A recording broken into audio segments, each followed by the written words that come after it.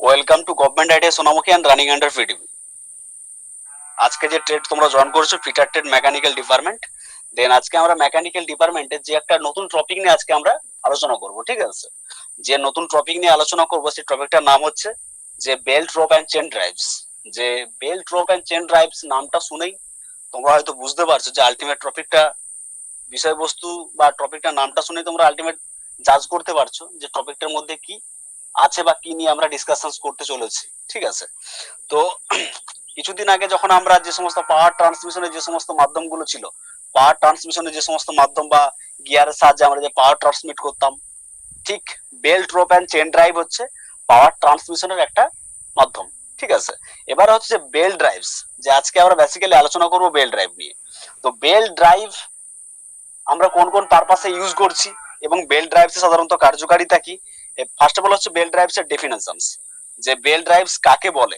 তারপর হচ্ছে selection of belt drive, যে বেল্ট ড্রাইভকে আমরা কোন কোন পারপাসে সিলেক্ট করছি। দেন টাইপ অফ বেল্ট ড্রাইভস, ঠিক আছে? এগুলো নিয়ে আজকে আমরা আলোচনা করব। এই হচ্ছে আমাদের আজকে মূল বিষয়বস্তু। তো ফার্স্ট অফ অল আমরা ডেফিনেশন, যে what is the definition of belt drives, ঠিক আছে? যে বেল্ট ড্রাইভ কাকে বলে। In mainly a pair of a parallelly attached to the as usually parallel shaft and the connected by an encircling flexible belt that can be servals to the transmitted modify rotary motions from one shaft to others, ঠিক আছে? In mainly এটা সাধারণত আমরা ব্যবহার করে থাকি পাওয়ার transmit করার জন্য। বেল্ট ড্রাইভকে বেসিক্যালি আমরা ইউজ করে থাকি কিসের জন্য? পাওয়ার ট্রান্সমিট করার জন্য। Long distance power transmission first of all হচ্ছে এই যে তোমরা ছবিটা দেখতে পাচ্ছ, ছবিতে দেখো দেওয়া আছে যে ড্রিভেন্স পুলি, ট্রান্সমিশন বেল্ট, ড্রাইভিং পুলি, ঠিক আছে? তারপর আছে এক্সটার্নাল ভাইব্রেশনস, আর হচ্ছে ইনপুট এনার্জিস এন্ড হচ্ছে ট্রান্সমিশন শ্যাফট। যে আলটিমেট বেল্ট ড্রাইভ যেটা, ঠিক আছে? In belt drives the belt drives is used either to transmitted power driving pulley to driven pulley, driving পুলি টু ড্রিভেন পুলি। এবার হচ্ছে ড্রাইভিং পুলি, এখানে দেখো ড্রাইভিং পুলি বলে ইন্ডিকেট করে দেওয়া আছে ছবিটাতে।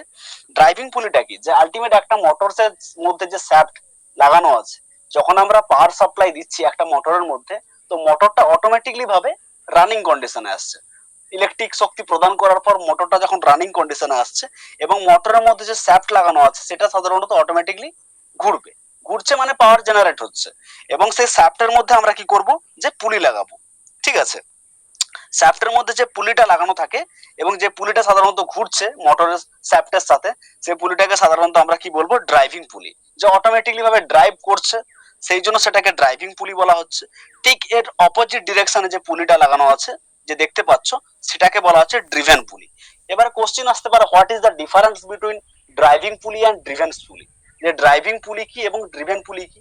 এবং ড্রাইভিং পুলিতে সাধারণত কি হচ্ছে, যখন পাওয়ার ট্রান্সমিট হচ্ছে, একটা মোটর যখন আমরা চালনা করছি, চালনা করার পর মোটরটাতে যখন পাওয়ারটা ট্রান্সমিট হচ্ছে, ঠিক আছে? এবং পাওয়ারটা যখন জেনারেট করছি, আমরা পাওয়ারটা জেনারেট করার পর ড্রাইভিং পুলি থেকে ড্রিভেন পুলিতে পাওয়ারটাকে ট্রান্সমিট করার জন্য আমরা বেসিক্যালি কি ইউজ করব? কি ইউজ করি? বেল্ট ইউজ করি, বেল্ট, ঠিক আছে? পাওয়ারটাকে ট্রান্সমিট করার জন্য। এই যে ধরো এখানে হচ্ছে তোমার ড্রাইভিং পুলি যেটা দেখতে পাচ্ছ তোমরা, ড্রাইভিং পুলিতে একটা শ্যাফট আছে, ইনপুট এনার্জিস, যে এর মধ্যে এনার্জি ইনপুট করা হচ্ছে, ঠিক আছে? Transmitted shaft, transmission shaft. তারপর হচ্ছে তোমার এক্সটার্নাল ভাইব্রেশনস, এক্সটার্নাল যে ভাইব্রেশন সেটাকে রোধ করছে, ঠিক আছে? এবার হচ্ছে ড্রাইভিং পুলিতে যে পাওয়ারটা জেনারেট হচ্ছে, পাওয়ারটা জেনারেট হচ্ছে ঠিক তার অপোজিট ডিরেকশনে কি আছে? ড্রিভেন পুলি। দেন ড্রিভেন পুলিতে সাধারণত পাওয়ারটাকে পাঠানোর জন্য আমরা ট্রান্সমিশন কি করব? ট্রান্সমিশন কি সাহায্য করছি? বেল্টের সাহায্যে। অতএব এক কথায় বলতে গেলে পাওয়ার ট্রান্সমিট করার জন্য আমরা বেল্ট ড্রাইভস ইউজ করি, ঠিক আছে? ড্রাইভিং পুলিতে যে পরিমাণ পাওয়ারটা জেনারেট হচ্ছে, জেনারেট হওয়ার পর সেই পাওয়ারটাকে সাধারণত নেক্সট অপোজিট ডিরেকশনে যে ড্রিভেন পুলি থাকছে, ড্রিভেন পুলিতে পাওয়ারটাকে সাধারণত ট্রান্সফার করার জন্য বা ট্রান্সমিট করার জন্য আমরা সাধারণত কি করছি? বেল্ট ড্রাইভস ইউজ করছি, ঠিক আছে? এবার সিলেকশন অফ বেল্ট ড্রাইভ, যে বিভিন্ন পারপাসের রিকোয়ারমেন্ট অনুযায়ী বিভিন্ন পারপাসে আমরা বিভিন্ন বেল্ট ড্রাইভ ইউজ করে থাকি, ঠিক আছে?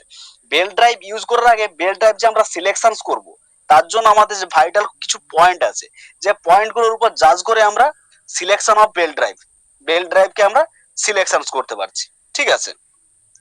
প্রথম হচ্ছে কি?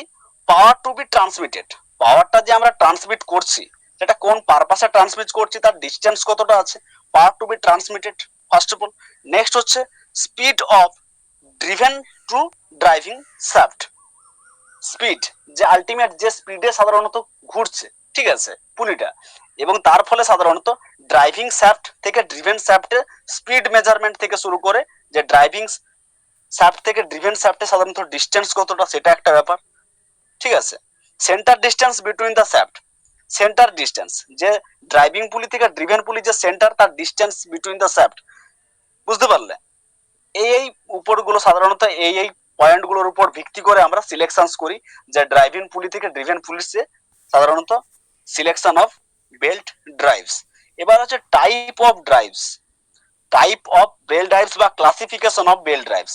Classification, the bell drives are usually classified in the following the three categories, ঠিক আছে। সাধারণত আমরা তিন ভাগে বেল ড্রাইভকে আমরা ভাগ করেছি, বেল ড্রাইভ সাধারণত তিন ভাগে ভাগ করা হয়েছে। ফার্স্ট অফ অল যেটা সেটা হচ্ছে কি তোমার লাইট ড্রাইভস, 2 নম্বর হচ্ছে মিডিয়াম ড্রাইভস, 3 নম্বর হচ্ছে হেভি ড্রাইভস, ঠিক আছে।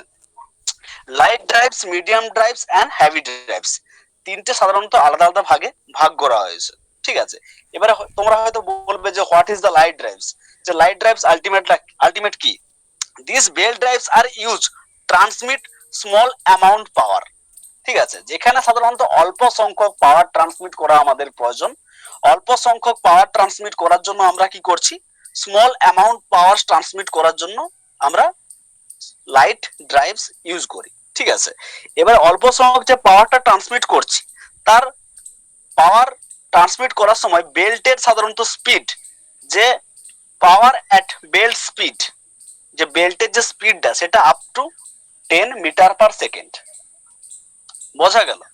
যে আলটিমেট তাহলে হচ্ছে লাইট ড্রাইভস কোন পারপাসে ইউজ করছি, this belt drives are use transmit small amount power, অল্প সংখ্যক বা স্মল অ্যামাউন্ট পাওয়ার ট্রান্সমিট করার জন্য আমরা কি করছি, যে লাইট ড্রাইভস আমরা ইউজ করছি, ঠিক আছে। এবারে হচ্ছে যে লাইট ড্রাইভস ইউজ করছি এবং লাইট ড্রাইভসে সাধারণত বেল্টের স্পিড কত থাকে, বেল্টের স্পিড সাধারণত বেসিক্যালি থাকে যে 10 মিটার পার সেকেন্ড, ঠিক আছে। This type of belt drives, যে লাইট ড্রাইভসটাকে বলছে যে this type of belt drives are mainly used, এটি সাধারণত আমরা ব্যবহার করে থাকি agriculture machines and small machine tools, ঠিক আছে। Agriculture machines and small machine tools এর ক্ষেত্রে আমরা কি ইউজ করি, লাইট ড্রাইভস, বোঝা গেল? বুঝতে পারলে? হ্যাঁ স্যার।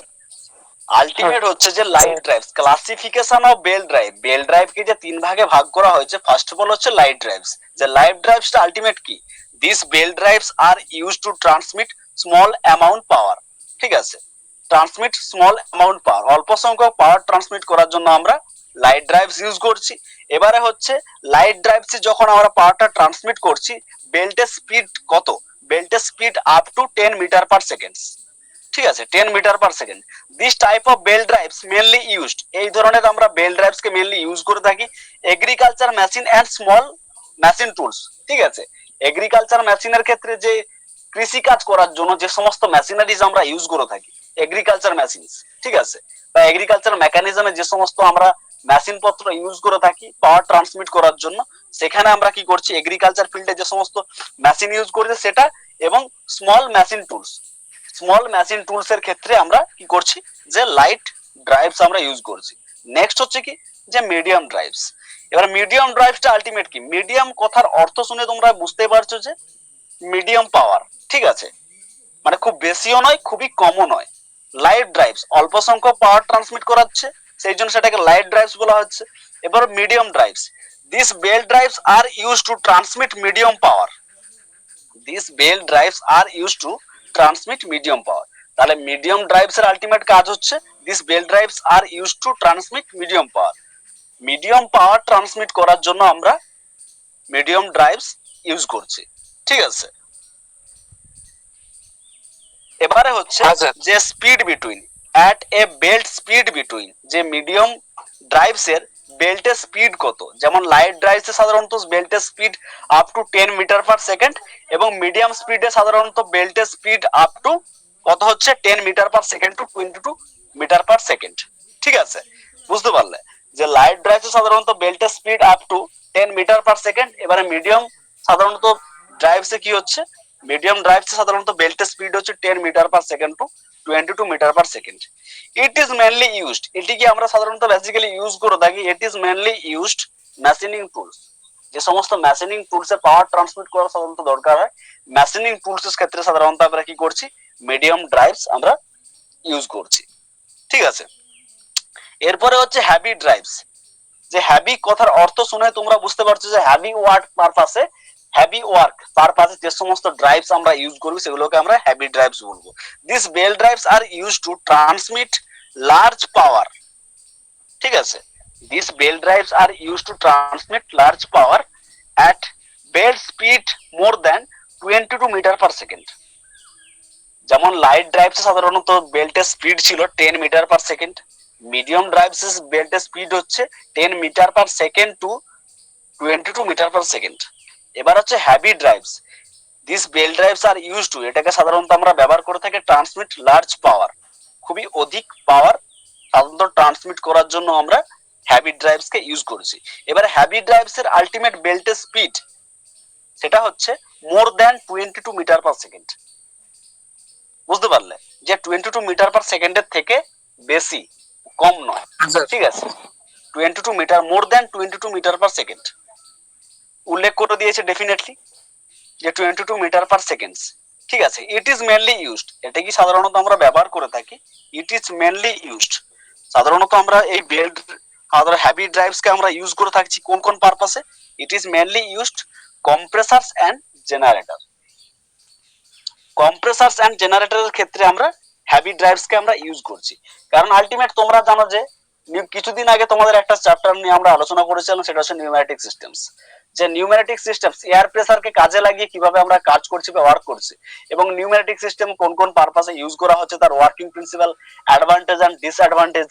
ঠিক আছে, তো নিউম্যাটিক সিস্টেমে যে এয়ার প্রেসারটা ক্রিয়েট করা হচ্ছিল সেটা আলটিমেটলি কিসের সাহায্যে, কম্প্রেসারের সাহায্যে। একটা কম্প্রেসার থেকে যখন এয়ার প্রেসার ক্রিয়েট করা হচ্ছে এবং নিউম্যাটিক শক্তিতে রূপান্তরিত করা হচ্ছে, দেন সেখানে সাধারণত অধিক পরিমাণ পাওয়ার জেনারেট করতে হচ্ছে এবং পাওয়ারটাকে সাধারণত ট্রান্সমিট করতে হচ্ছে। যে অধিক পরিমাণ পাওয়ার জেনারেট হওয়ার বা পাওয়ার ট্রান্সমিট করার সময় আমরা কি করছি, যে হ্যাভি ড্রাইভস ইউজ করছি। ঠিক আছে, এবং হ্যাভি ড্রাইভ সাধারণত কোন পারপাসে, it is mainly used for compressors. যে কম্প্রেসার্স এর ক্ষেত্রে আমরা হ্যাভি ড্রাইভস আমরা ইউজ করে থাকি, কারণ অধিক পরিমাণ যতটা পরিমাণ পাওয়ারটা জেনারেট হচ্ছে ড্রাইভিং শ্যাফটে, যতটা পরিমাণ পাওয়ারটা জেনারেট হচ্ছে সেই পরিমাণ পাওয়ারটাই যদি আমরা ড্রিভেন শ্যাফটে ট্রান্সফার না করতে পারি, ফলে পাওয়ার উৎপাদন খুবই কম হবে। ঠিক আছে, তো সেক্ষেত্রে অধিক পরিমাণ পাওয়ার যে জেনারেট হচ্ছে সেই সমস্ত সংখ্যক পাওয়ারকে যদি আমরা ড্রাইভিং শ্যাফট থেকে ড্রিভেন শ্যাফটে ট্রান্সফার করি, ফলে ঠিকঠাক ভাবে কাজ করবে। ঠিক আছে, পাওয়ার ট্রান্সমিট হওয়া মানে ওয়ার্কিংটাও অনেক কন্ডিশন খুব বেটার হবে। ঠিক সেই ক্ষেত্রে যে হ্যাভি ড্রাইভস, যে আলটিমেট হ্যাভি ড্রাইভস তাহলে কি, কম্প্রেসার্স থেকে তোমরা নিশ্চয়ই বুঝতে পারছো ওয়ার্কিং মানে রিকোয়ারমেন্ট অনুযায়ী কম্প্রেসারকে কোন কোন ভিত্তিতে আমরা কোন কোন পারপাসে ইউজ করছি। তো সেক্ষেত্রে কম্প্রেসার্সের যে কাজগুলো, সেগুলো কম্প্রেসারকে হ্যাভি ওয়েট পাওয়ার জেনারেট করার জন্য আমরা ব্যবহার করে থাকি। দেন কম্প্রেসারে আমরা কি করব, যে হ্যাভি ড্রাইভস ইউজ করি। নেক্সট হচ্ছে জেনারেটরস। যে আলটিমেট যখন পাওয়ার সাপ্লাই আমাদের অফ হয়ে যায়, যখন আমরা কোনো ওয়ার্ক করি ইলেকট্রিক শক্তি দ্বারা, দেন পাওয়ার সাপ্লাই যদি কোনো সময় অফ হয়ে যায়, তখন আমরা কিসের ব্যবহার করে থাকি, জেনারেটরের ব্যবহার করে থাকি, তাই তো। আলটিমেট জেনারেটর বা ডিজি আমরা ইউজ করে থাকি। এবারে হচ্ছে জেনারেটর বা ডিজি যখন ইউজ করছি, তখন মেন ইঞ্জিন থেকে সাধারণত জেনারেটর পর্যন্ত মেন ইঞ্জিনটা আমরা চালু করছি। মেন ইঞ্জিন থেকে যে পরিমাণ পাওয়ারটা জেনারেট হচ্ছে, পাওয়ারটা উৎপাদন হচ্ছে, সেই পরিমাণ পাওয়ারটাকে সাধারণত নেক্সট জেনারেটরে পৌঁছানোর জন্য আমরা কি করছি, হ্যাভি ড্রাইভস ইউজ করছি। বুঝতে পারলে? হ্যাঁ স্যার। সেখানে যদি আমরা মিডিয়াম ড্রাইভস বা লাইট ড্রাইভস ইউজ করে থাকি, ফলে যে পরিমাণ পাওয়ারটা জেনারেট হবে সেটা আমরা কি করব, ট্রান্সমিট করতে পারছি না। ঠিক আছে, ফলে ইলেকট্রিক উৎপাদনটা অনেক পরিমাণ কম হবে। বুঝতে পারলে?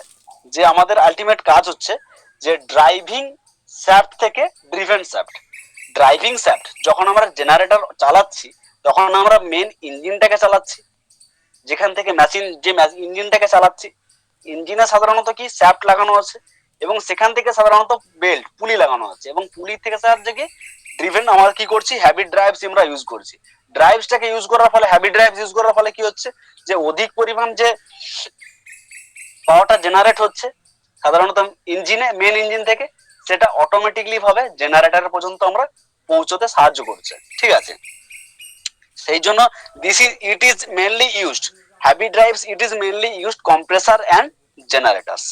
ঠিক আছে, কম্প্রেসার এবং জেনারেটরে আমরা হ্যাভি ড্রাইভস ইউজ করে থাকি। বুঝতে পারলে আলটিমেট ব্যাপারটা? হ্যাঁ স্যার।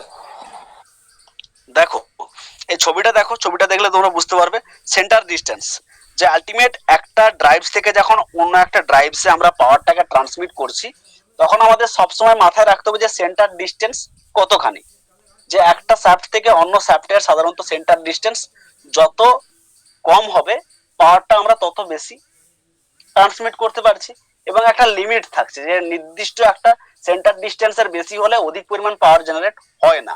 ঠিক আছে, যদি অধিক পরিমাণ সেন্টার ডিস্টেন্স হয়ে যায়, তো একটা শ্যাফট থেকে অন্য শ্যাফটে যখন আমরা পাওয়ার ট্রান্সমিট করার জন্য যখন বেল্ট ইউজ করছি, অধিক ডিস্টেন্স হওয়ার ফলে কি হচ্ছে, বেল্টটা অটোমেটিকলি ভাবে নিচের দিকে ঝুলে থাকবে।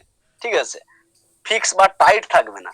তার ফলে কি হচ্ছে, পাওয়ারটা ট্রান্সমিট ঠিকঠাক ভাবে হবে না। বুঝতে পারলে?